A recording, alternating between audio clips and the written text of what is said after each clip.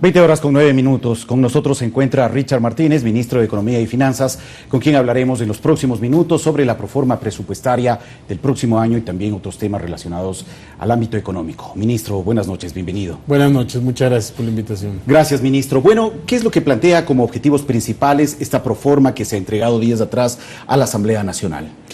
Creo que siempre hay que ver la proforma como un instrumento, no como un fin en sí mismo. Y desde esa perspectiva, la proforma del año 2020 lo que refleja es una optimización del Estado para garantizar más recursos para la protección social, es decir, las personas más vulnerables, y también para ampliar el gasto de inversión, así como para cumplir con algunos preceptos de orden constitucional en relación a la inversión en salud y educación. ¿Qué ámbitos se están planteando como optimización para poder obtener mayores recursos que precisamente puedan ser de mejor utilidad para los ecuatorianos? Yo creo que el primero y el más importante es que para el próximo año se proyecta una reducción de la masa salarial en el orden del 5%, estamos hablando de 4,8, para ser precisos, algo más de 400 millones de dólares. 455. 455 millones de dólares. También en el caso de bienes y servicios se hace una reducción adicional de cerca de 10%, que estos son gastos corrientes. ¿Qué logramos hacer con esa reducción de gastos corrientes de masa salarial y bienes y servicios? Ampliar la cobertura de protección social en algo cercano también a los 400 millones de dólares. Es decir, que las personas más vulnerables tengan la capacidad de recibir una transferencia monetaria condicionada por parte del Estado para que las cifras de pobreza y pobreza extrema no se deterioren. Fíjese que entre marzo y septiembre de este año las cifras de pobreza extrema en el área rural se han disminuido notablemente. Son más de 200,000 personas, de los cuales 140,000 son niños y niñas. Y esas son cifras positivas porque quiere decir que estamos direccionando muy bien estas transferencias monetarias. Estos recursos económicos se destinarán a este plan anual de inversiones que está relacionado sobre todo con el fortalecimiento de la seguridad social y del bono de desarrollo humano que usted ha mencionado. Así es, eso está como una transferencia corriente, no está dentro del plan anual de inversiones. Y es muy importante lo que usted menciona respecto a la seguridad social en su conjunto. Fíjese que el Estado asigna cerca de 2,000 millones de dólares para el Instituto Ecuatoriano de Seguridad Social y es para el ISFA, que es el Instituto de Seguridad Social de las Fuerzas Armadas, y también para el ISPOL, que es el de la Policía. Aproximadamente son 1.500 millones entre la aportación del 40% de la pensión jubilar para el IES, así como el Seguro Social Campesino. Tenemos cerca de 444 millones de dólares en el ISFA y aproximadamente 130 millones en el ISPOL. Esos son esfuerzos corrientes que tiene que hacer el Estado. Si a eso uno le suma el hecho de que, fruto de la ley amazónica, el Estado deja de recibir directamente para uso de recursos propios cerca de 400 millones de dólares, es una situación de un presupuesto rígido que demanda del esfuerzo en masa salarial y bienes y servicios. ¿Para qué? Y allí sí voy al plan anual de inversiones, para garantizar que ese plan anual de inversiones tenga el beneficio que corresponde. El 65% del plan anual de inversiones está enfocado en el sector social, de salud y educación. ¿Podríamos detallar un poco en qué está distribuido? Sin duda, por ejemplo, el crecimiento es de algo más del 10% frente al año pasado. En el caso del Ministerio de Educación hablamos de cerca de 1.100 millones de dólares, de los cuales 576 son para nueva infraestructura educativa, 280 millones para pagar a los jubilados, 97 millones para educación inclusiva. En el caso de salud estamos hablando de 609 millones. En transporte y obras públicas también estamos haciendo una inversión importante porque es una materia o es una actividad económica que genera empleo.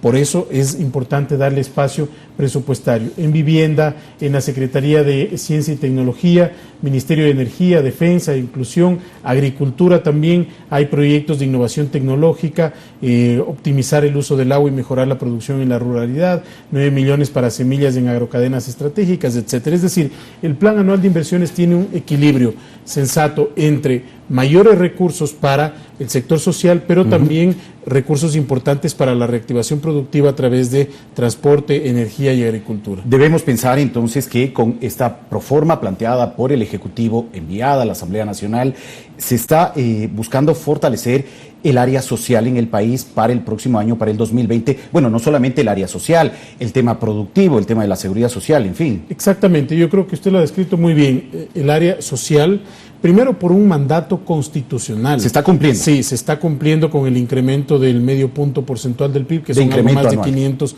millones de dólares. Frente al codificado, si lo comparamos con el codificado, es importante. Y en el ámbito productivo también, ¿por qué?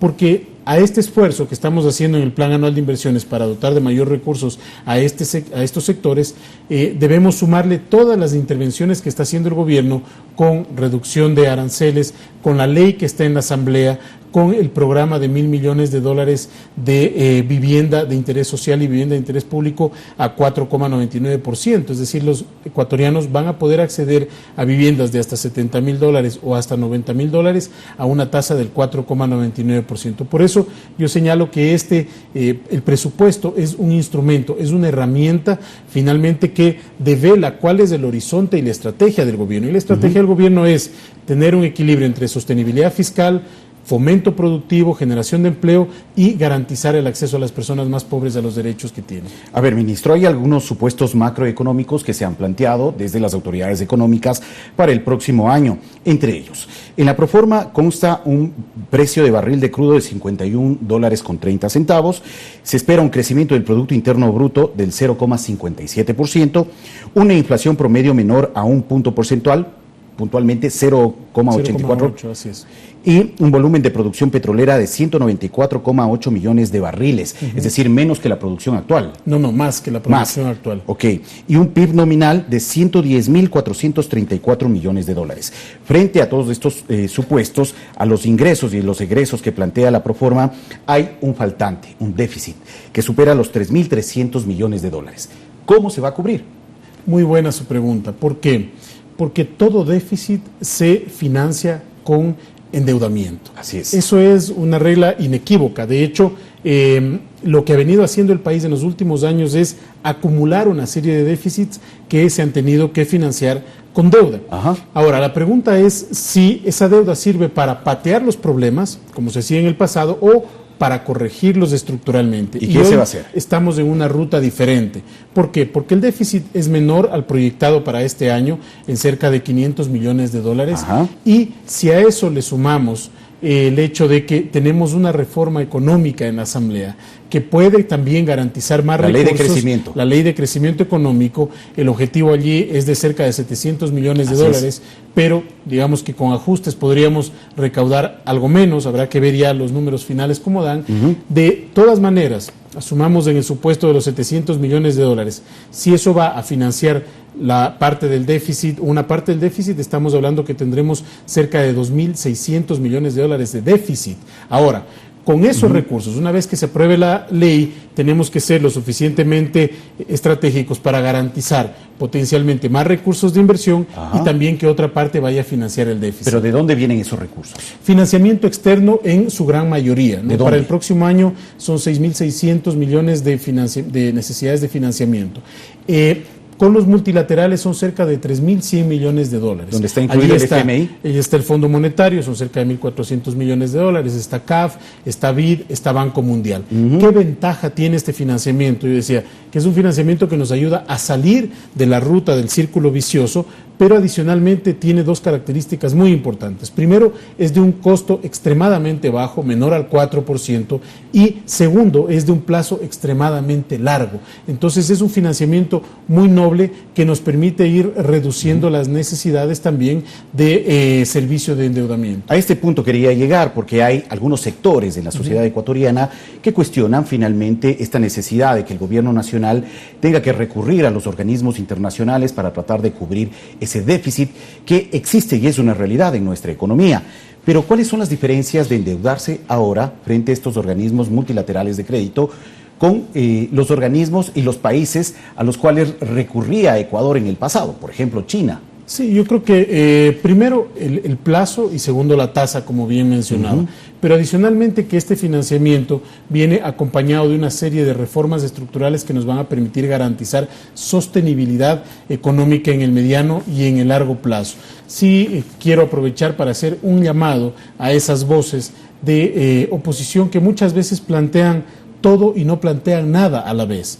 no quieren que se topen los impuestos, no quieren que se topen los subsidios, no quieren que se tope el gasto público, pero critican que el país se siga endeudando. Eso no es compatible. Los problemas estructurales se resuelven con soluciones de mediano y de largo plazo. Por eso también es importante mencionar que en la proforma estamos incluyendo un valor cercano a los 650 millones de dólares por concepto de reducción de subsidios. Recordemos que el decreto 883 tenía un estimado de recaudación o de eliminación de subsidios de cerca de 1.500 millones de dólares. Ahora para la proforma Ahora 2020. estamos hablando de 650 millones de dólares que van a salir del diálogo que estamos estableciendo con todas las organizaciones de la sociedad civil. Eso significa que el gobierno está apostando a que el tema de la focalización se concrete en el próximo decreto. Sin lugar a dudas, y es hacia allá, hacia donde hemos enfocado los diálogos. La semana anterior tuvimos una conversación muy productiva con más de 40 organizaciones centrales sindicales, estudiantes, artesanos, cámaras de la producción, consejos provinciales, juntas parroquiales, también las organizaciones de choferes, las organizaciones del transporte, para escuchar cuáles eran sus planteamientos y sus propuestas. Y hay conclusiones importantes en términos cualitativos. Yo creo que eso le hace muy bien al país. Ahora tenemos que aterrizar esas conclusiones en mecanismos muy específicos para garantizar que no exista un efecto adverso en las personas que menos tienen. Ministro, no quisiera terminar esta entrevista sin plantear algunas inquietudes también que surgen de distintos sectores de la sociedad ecuatoriana. Una de ellas, por ejemplo, es esta eventual preocupación que existe por el recorte de las asignaciones para las universidades. Se habla de más de 132 millones de dólares que se recortarían para las universidades públicas del país. Es muy importante su pregunta, que hay que entender cómo se financian primero las universidades, ¿no es cierto? Hay 4 conceptos. El primero es el de gratuidad, el segundo, el de funcionamiento per se, el tercero de compensación de donaciones y el cuarto, que es el más grande, el FOPEDEUPO, que se alimenta de un porcentaje de la recaudación de IVA y de la recaudación de renta, conforme lo establece el marco legal vigente. Es muy importante entender que tanto la gratuidad como el funcionamiento no se topan, es decir, los recursos de gratuidad se garantizan para los estudiantes de las universidades. Eso permanece. Y el funcionamiento lo mismo. Y en el caso de compensación de donaciones, de hecho, se incrementa. ¿Por qué si hay un ajuste en el caso del FOPEDEUPO?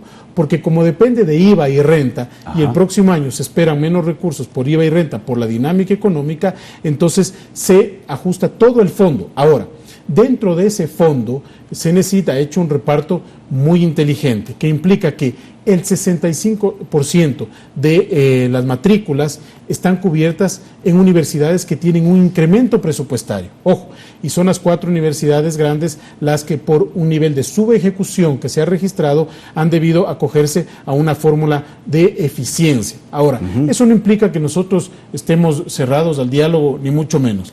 Vamos a tener reuniones con las universidades, nos interesa que haya un proceso de eficiencia. ¿Convocará usted alguna reunión a los rectores? Sin lugar a dudas, también a través del ente rector que es la CENESID, para discutir temas estructurales y de fondo. Por ejemplo, nosotros observamos que entre el año 2016 y el año 2019 el salario promedio en las universidades ha venido incrementándose de manera importante. En consecuencia, si el Estado está dispuesto a hacer un esfuerzo y un sacrificio, creemos que también aquí hay normas que se deben revisar casa adentro para garantizar sostenibilidad y sobre todo que los cupos para los estudiantes estén vigentes y que podamos ampliar los cupos. Ese es el objetivo del gobierno nacional. Muy bien, muchas gracias, ministro, por la explicación. Muchas gracias. Se quedaron varios temas todavía en el tema económico de la proforma en el tintero, pero esperamos que en una próxima ocasión podamos resolverlos antes de que se apruebe incluso la propia proforma. Excelente. Muchas gracias, ministro. 20 horas con 23 minutos.